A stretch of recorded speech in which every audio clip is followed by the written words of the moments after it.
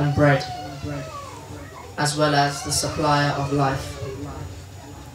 Tonight is the 4th night of Moharram al-Haram, a night of mourning, and one amongst others are nights that are etched with sadness, misfortune, and tears. For our dearest of Imams, Imam Hussein alayhi salam, and along with his gallant and valiant companions, Hazrat Abbas alayhi salam, and Bibi Zainab. Tonight, I will be exploring and depicting the great teachings and lessons that can be achieved from the event of Ashura. The teachings in which our Imams have continuously compressed on, and the teachings that are the foundation in which our religion bases itself on.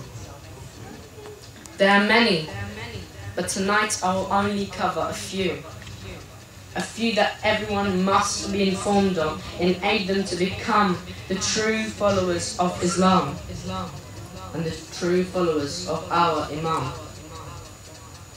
The first lesson of today is the lesson of courage and boldness. The faithful one can never be intimidated by their enemy. It makes no difference to what extent their numbers are. Look at the armies standing today, thousands of thousands. Imam Hussein, with all his faithful family members, along with his closest friends, were only of 150. Nevertheless, the opposite side were of 30,000. Even with 200 times more personnel than them, Imam Hussein, amongst with his family members, were not frightened. They were not even merely surprised, even startled by this huge extent of personnel. So the lesson is being bold and courage. When I said that this is a teaching that's been compressed throughout the whole of our Imams, this can even be seen, the same logic can be seen and taught in the Holy Quran, Surah Anfal and verse 6. The following quotation is a translation of the verse.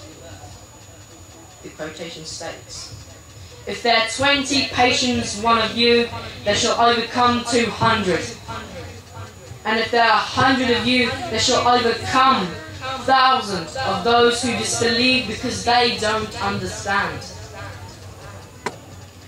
Again, this teaching and the idea of being valiant is also visualized, depicted, portrayed in Imam Ali alayhi salam's teachings, as his quotation states, "By God, if all the Arabs assemble and assist one another to defeat me, to fight against me, I will never retreat, and I would never take a step back either."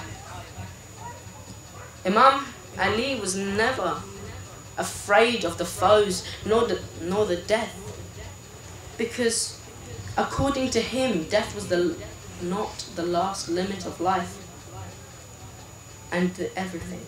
Rather, it was the starting point of their eternal and everlasting comfortability. Selflessness. The second lesson, which can be very achievable by everyone in this room, by everyone in this community, by everyone in the UK, and by everyone in the world, is the teaching of selflessness. Imam Hussein, with his zealous followers, were not even hesitant or merely hesitant to give their life, give all they possessed for the outcome of today. They had even left their unmatured family members without any supervision because that they wanted the outcome of today. They wanted us to have hindsight of their teachings and the true meaning of martyrs. Look at the last sentence of Imam Hussein addressing the Lord.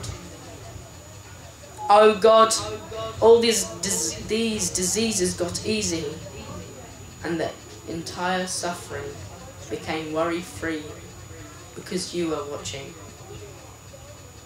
Finally, the third and final lesson of today is the revival of the Islamic teachings. Imam Hussein, when he started his movement in the spread of Shia Muslim true way living, within very instant, Imam Hussein re-energized the true principles of Islamic doctrine. So, as mentioned above, there are some teachings of the Ashura that are there to aid us to become the true characters we're destined to, true Shia Muslims.